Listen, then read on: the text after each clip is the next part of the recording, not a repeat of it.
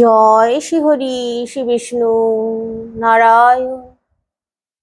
সঙ্গে থাকুন। আজকের বিষয় খুব সুন্দর বিষয়। জ্যৈষ্ঠ মাসে ফলহারিণী কালী পুজো সামনেই আছে। এই ফলহারিণী কালী পুজোর দিন বিশেষ কিছু নিয়ম মেনে চলতে পারলে, তার সঙ্গে একটা বিশেষ কাজের কথা বলবো, সেই কাজটা যদি এই কালী পুজোর দিন আপনারা করতে পারেন, তাহলে সর্বদিক দিয়ে উন্নতি হবে, আপনাদের সর্ব কাজে সফল হবেন, পারিবারিক সুখ শান্তি বজায় থাকবে, শত্রু নিধন হবে, শত্রু ভয় মনের মধ্য থেকে চলে যাবে। আপনারা সঙ্গে থাকুন, আমি বলে যাচ্ছি আপনাদেরকে।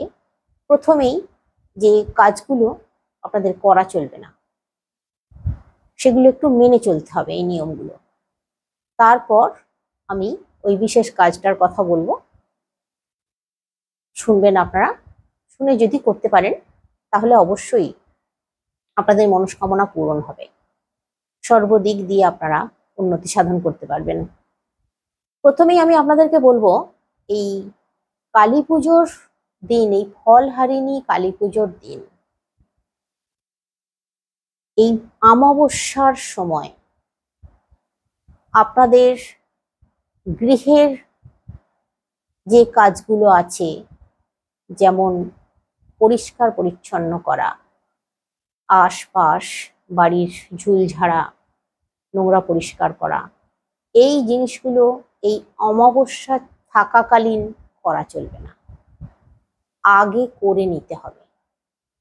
আমি যে কাজটার কথা বলবো, সেই কাজটা করার আগে আপনাদের ঘর বাড়ি খুব পরিষ্কার পরিচ্ছন্ন রাখতে হবে। তারপর এই অমাবস্যার সময়, এই কালী পূজার দিন, ছেঁড়া জামা কাপড় সেলাই করা চলবে না। ছেঁড়া জামা কাপড় এখানে সেখানে ফেলে রাখা চলবে না। বাড়ির ছাদ খুব ভালো করে পরিষ্কার রাখতে হবে, আগে থেকেই ঝাঁট দিয়ে খুব সুন্দর করে পরিষ্কার রাখতে হবে। তবেই কিন্তু আমি যে কাজটার কথা বলবো, সেই কাজটা করলে আপনারা উন্নতি করতে পারবেন, আপনাদের মনস্কামনা তবেই পূর্ণ হবে।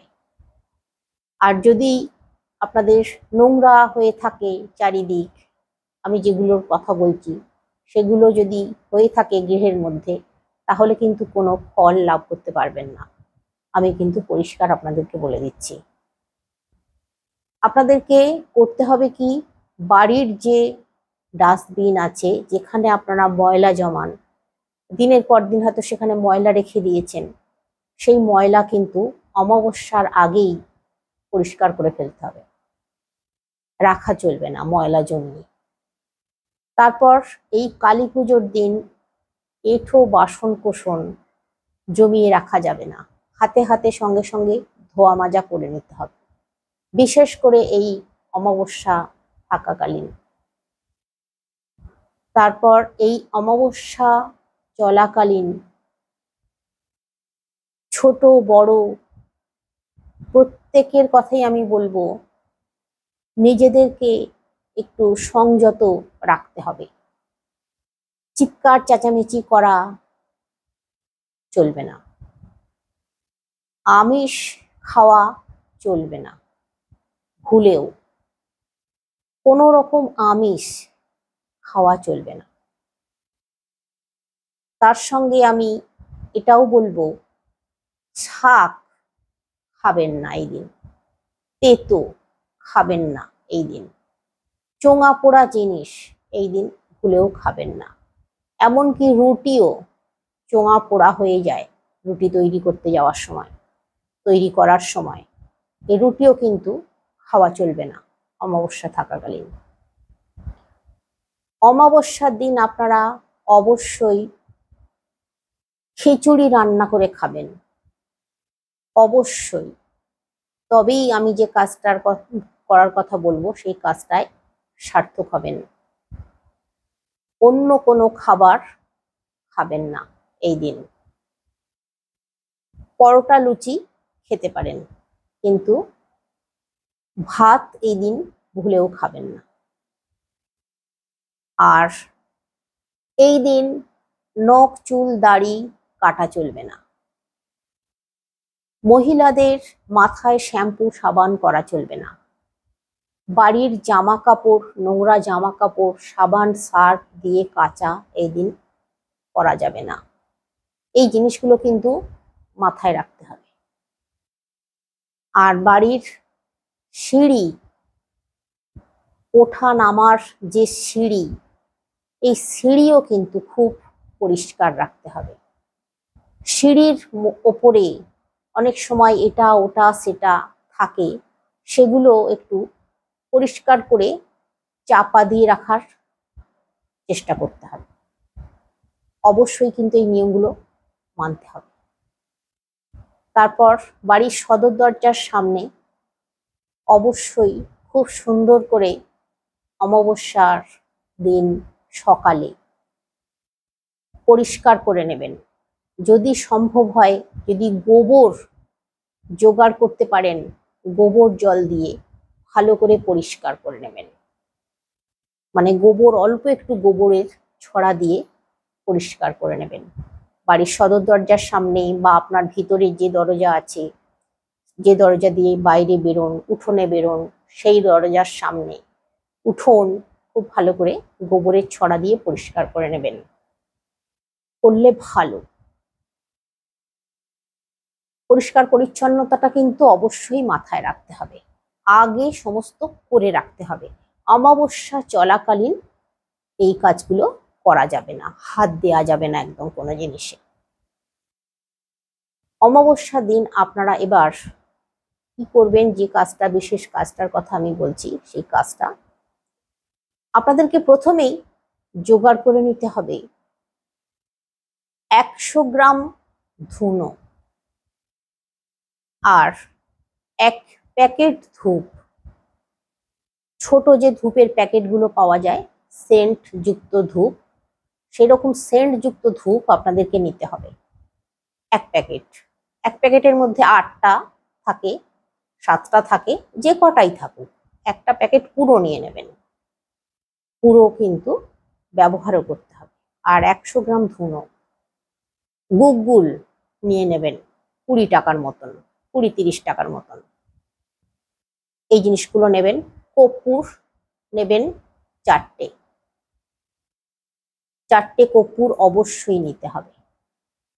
আর তার সঙ্গে নিতে হবে একটা মাটির প্রদীপ। এই জিনিসগুলো নেবেন। এবার ফল, 5 রকম ফল নেবেন।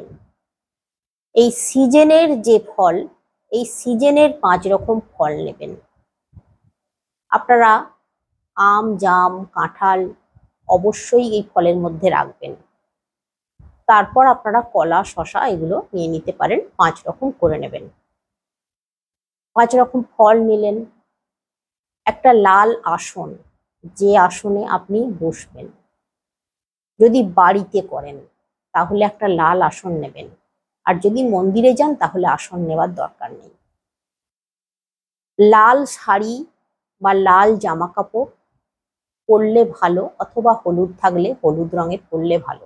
সাদা রঙের কিন্তু বা ঘিয়ে রঙের, এরকম ধরনের রঙের কিন্তু, সবুজ এরকম ধরনের বা কালো, নীল এরকম ধরনের পোশাক কিন্তু পরলে হবে না। লাল পরলে বেশি ভালো। আর লাল যদি না থাকে, হলুদ নিতে পারেন।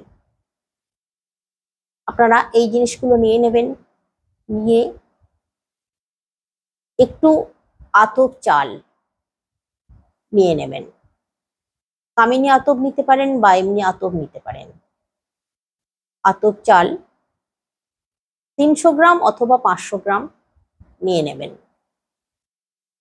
তার সঙ্গে আপনারা একটু সবজি নিয়ে নেবেন। আর মুগের ডাল, শুকনো লঙ্কা, তেল, নুন, এই জিনিস নিয়ে নেবেন। সবজি যে কোনো একরকম, আলু দিলেও চলবে। আতপ চাল, আলু, মুগের ডাল, শুকনো লঙ্কা, নুন, সর্ষের তেল, তেজপাতাও দিতে পারেন, দেবেন তেজপাতা। এই জিনিসগুলো নিয়ে নেবেন। এই সমস্ত জিনিস যেগুলোর কথা বললাম, সমস্ত জিনিস নিয়ে নেবেন। আর মিষ্টি নেবেন 5 রকম, 5 রকমের মিষ্টি নেবেন। একটু লালচে ধরনের মিষ্টি নেবেন, সাদা মিষ্টি নেবেন না। নিলেন, এই জিনিসগুলো অবশ্যই কিন্তু আগে থেকে নিয়ে নিতে হবে। আর যদি মোটা মোমবাতি একটা নিতে পারেন তাহলেও ভালো হয় আর কি, তার একটা কারণ আছে, আমি বলে দেব। আর যদি না নিতে পারেন তাহলে প্রদীপটাই ব্যবহার করতে হবে, সেইভাবে জ্বালাতে হবে, এটা আমি বলে দেবো, বলে দিচ্ছি। তো এই জিনিসগুলো নেয়ার পর আপনারা যখন পুজো করবেন, আপনার কাছাকাছি যদি কালী মন্দির থাকে, কালী মন্দিরে গিয়ে পুজো করতে পারেন। এবার আমি পুজোর দিনটা বলে দিই আপনাদেরকে। পুজোর দিনটা হচ্ছে 26শে মে, সোমবার। সোমবার দিন 11টা 8 মিনিটে অমাবস্যা শুরু হচ্ছে। পরের দিন মঙ্গলবার 27শে মে, অমাবস্যা শেষ হচ্ছে 8টা 13 মিনিট। 8টা 13 মিনিটে অমাবস্যা শেষ হচ্ছে, অর্থাৎ 26শে মে এই 11টার পর থেকে অমাবস্যা সারা রাত্রি পরের দিন 8টা 13 মিনিট পর্যন্ত থাকছে। কালী পুজো হবে, কালী পুজোর শুভ সময় রাত্রি 9টা 25 মিনিটের পর থেকে কালী পুজো করলে শুভ। আপনারা আপনাদের বাড়িতে যদি করেন তাহলে করতে পারেন, আর যদি মনে করেন যে মন্দিরে যাবেন তাহলে মন্দিরে গিয়েও করতে পারেন। মন্দিরে যদি রাত্রিরে পুজো হয়, অবশ্যই হবে ফলহারিণী কালী পুজো, নিশ্চয়ই হবে সারা রাত ব্যাপী। আপনারা রাত্রিবেলা গিয়েও এই পুজোটা দিয়ে আসতে পারেন যদি, তাহলে বেশি ভালো ফল পাবেন। আর যদি না যেতে পারেন তাহলে বাড়িতে করবেন। বাড়িতে যিনি পুজো করবেন তাকে কিন্তু সকাল থেকে উপোস থাকতে হবে। অবশ্যই যদি একান্তই উপোস থাকতে না পারেন, জল না খেয়ে থাকতে পারেন, তাহলে ফলাহার করবেন, শরবত খেতে পারেন, খেয়ে থাকতে পারেন, কোনো অসুবিধা নেই তাতে। সাবুও খেতে পারেন, সাবু খেয়ে থাকতে পারেন, সেটা খেলেও চলবে যদি একান্তই সম্পূর্ণ নির্জলা থাকতে না পারেন। যদি বাড়িতেও করেন বা মন্দিরেই যান, যিনি পুজোটা দিয়ে আসবেন বা বাড়িতে পুজো করবেন, আমি তার কথা বলছি। এবার আপনারা স্নান সেরে নেবেন, গঙ্গা জলের ছিটে দিয়ে নেবেন মাথায়, আসন পেতে বসবেন। যদি বাড়িতে করেন আসন পেতে বসে সমস্ত ফল ভালো করে ধুয়ে নেবেন, ধুয়ে গঙ্গা জলের ছিটে দিয়ে নেবেন। এখানে আমার আরেকটা কথা বলে দেওয়া উচিত, ফুল, জবা ফুল অবশ্যই নেবেন। 108টা জবা ফুলের মালা যদি নিতে পারেন ভালো। আর যদি 108টা জবা ফুলের মালা নিতে পারছেন না, তাহলে ঠাকুরকে ফুল চাপানোর জন্য যতটা ফুল আপনার মনে হচ্ছে নেওয়া দরকার ততটা ফুল নেবেন, বিজোড় সংখ্যায় নেবেন। 21টা নিতে পারেন, 31টা নিতে পারেন, 41টা নিতে পারেন, 11টা নিতে পারেন, এইভাবে আপনারা, বা 7টা নিতে পারেন। যার যতটা জোগাড় করা সম্ভব ততটা জোগাড় করতে হবে, কিন্তু বিজোড় সংখ্যায় নিয়েছেন। এবার আসন পেতে বসে আপনারা ওই যে মাটির প্রদীপটা নিয়েছেন, মাটির প্রদীপে একটু প্রদীপটা বড় ধরনের নিতে হবে। ওই মাটির প্রদীপে সলতে একটু মোটা করে দিতে হবে, কেন না সারা রাত্রি যেন প্রদীপটা জ্বলে। আমি ওই কারণেই বলছিলাম একটা মোটা মোমবাতি নেবার কথা। যদি প্রদীপটা সারা রাত্রি না জ্বলে তাহলে অন্তত যেন মোমবাতিটাও সারা রাত্রি জ্বলে, সেরকম ব্যবস্থা আপনাদেরকে করে রাখতে হবে। বাড়িতে মা কালীর যদি পিকচার থাকে, পিকচার অবশ্যই একটা চৌকি পেতে তার উপরে লাল শালু কাপড় পেতে তার উপরে মাকে বসাবেন, পিকচার রাখবেন, রেখে জবা ফুল দিয়ে সুন্দর করে সাজিয়ে নেবেন প্রথমেই। আর গঙ্গা জলের ছিটে দিয়ে নেবেন, ওই পিকচার সহ চৌকির ওপরে অল্প করে গঙ্গা জলের ছিটে দিয়ে নেবেন, নিজের মাথাতেও দিয়ে নেবেন। ভালো করে বসে ধূপ, যে প্যাকেট নিয়েছেন ধূপ জ্বালিয়ে দেবেন, প্রদীপ জ্বালাবেন, ঘিয়ের প্রদীপ জ্বালাতে পারেন, অথবা ঘি যদি না একান্তই থাকে সর্ষের তেলের প্রদীপ জ্বালাবেন, কোনো অসুবিধা নাই। জ্বালিয়ে নিয়ে ওই ফল আপনারা নেবেন, নিয়ে সাজিয়ে নেবেন সমস্ত কিছু, ওই চাল যা যা কিছু বললাম সমস্ত কিছু হাতের কাছে সুন্দর করে সাজিয়ে নেবেন। সাজিয়ে নিয়ে বসে পুজো করবেন। মায়ের পুজো করার সময় আমি আপনাদেরকে একটা মন্ত্র বলে দেব, সেই মন্ত্রটা আপনারা উচ্চারণ করবেন। সমস্ত কিছু সাজিয়ে নেবেন, ধূপ প্রদীপ সমস্ত কিছু জ্বালিয়ে নিয়েছেন, কর্পূর নিয়েছেন, একটা কর্পূর দানি নেবেন, ওই 4টে কর্পূর আপনাদেরকে জ্বালাতে হবে। 4 প্রহরে 4 বার যেহেতু পুজো করা সম্ভব নয়, একবারই আপনারা করবেন, তাই একবারই আপনারা 4টে কর্পূর জ্বালিয়ে আরতি করবেন। আর ধুনো জ্বালাবেন, এই 100 গ্রাম ধুনো, সম্পূর্ণ ধুনোটাই কিন্তু আপনাদেরকে জ্বালাতে হবে। যে গুগ্গুলটা নিয়েছেন গুগ্গুলটা দিয়ে সম্পূর্ণ ধুনোটা জ্বালাবেন আপনারা। এবার আপনারা ওই যে ফলগুলো নিয়েছেন 5 রকম ফল, ওই 5 রকম ফলের মধ্যে যে ফলটা আপনার সব থেকে প্রিয় ফল, এই সিজনের সব থেকে প্রিয় ফল যেটা, 5 রকম ফলের মধ্যে যেটা সব থেকে আপনার পছন্দের ফল, সেই ফলটা মায়ের শ্রীচরণে আপনাকে দিতে হবে। আর এই মন্ত্রটা আমি বলে দিচ্ছি, এই মন্ত্রটা বলতে হবে, ওম ক্লিং কল্লই নমো তম শ্রীচরণে। যে ফলটা নিয়েছেন ওই ফলটার নাম বলে সর্বপয়ামি, এই মন্ত্রটা বলতে হবে। এই মন্ত্রটা আপনারা উচ্চারণ করবেন। আর এই মন্ত্রটা আমি আমার ডেসক্রিপশন বক্সে দিয়ে রাখবো, আপনারা সেখান থেকে নিয়ে নিতে পারবেন। এই মন্ত্রটা বলে ফলটা মায়ের চরণে নিবেদন করতে হবে।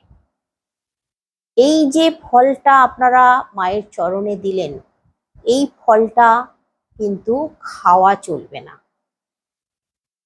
আর যদি পারেন নিজের মনস্কামনা মায়ের কাছে বলবেন তো অবশ্যই, যদি পারেন কেন অবশ্যই বলবেন মায়ের কাছে। নিজের মনস্কামনা একটাই, যেটা আপনার মনের ইচ্ছা, সেই মনের ইচ্ছাটা বলবেন আর ওই ফলটা নিবেদন করবেন। ওই ফলটা খাবেন না, যতদিন না পর্যন্ত আপনার মনস্কামনা পূরণ হচ্ছে ততদিন পর্যন্ত ওই ফলটা খাবেন না। দেখুন তো মা আপনার মনের চাহিদা মেটায় কিনা, অবশ্যই পূরণ করবে আপনার মনের চাহিদা। এরপর আমি ওই যে ধুনো জ্বালাচ্ছেন, ধুনো দেখাবেন ঠাকুরের কাছে, কর্পূর দেখাবেন, প্রদীপ দেখাবেন, ধূপ দেখাবেন, সমস্ত কিছু দেখানোর পর শেষে ধুনো দেখাবেন। ওই ধুনোটা নিয়ে আপনার বাড়ির চারিদিকে 4 বার ঘুরবেন। আর ছাদেও চলে যাবেন, যদি দোতলায় ঘর থাকে দোতলার ঘরেও চলে যাবেন।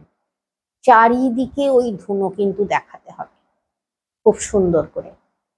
ওই 100 গ্রাম ধুনো সবটাই পোড়াতে হবে, চারিদিকে ধুনো দেখাতে হবে। এভাবে করুন, তারপর দেখুন আপনি কিরকম কাজে সফল হচ্ছেন। পুজোর পর বাকি যে ফলগুলো আছে, মিষ্টি আছে, ওগুলো প্রসাদ আপনারা গ্রহণ করতে পারেন বাড়ির সকলকে নিয়ে। আর আপনি অবশ্যই বাড়ির যদি অন্য সদস্যরা নিরামিষ নাও খায় বা উপোস নাও থাকে, আপনি তো উপোস আছেন, আপনিও কিন্তু এই দিন অবশ্যই পুজোর শেষে খিচুড়ি অন্ন গ্রহণ অবশ্যই করবেন। বাড়ির প্রত্যেক সদস্যরা যদি খিচুড়ি খায় এই রাত্রিরে, অমাবস্যার রাত্রিরে কালী পুজোর পর, ভীষণ শুভ, ভীষণ মঙ্গল, শত্রু নিধন হবে, গ্রহ দোষ কেটে যাবে, বাস্তু দোষ কেটে যাবে, আপনারা সর্ব কাজে সফল হবেন, হবেনই হবেন।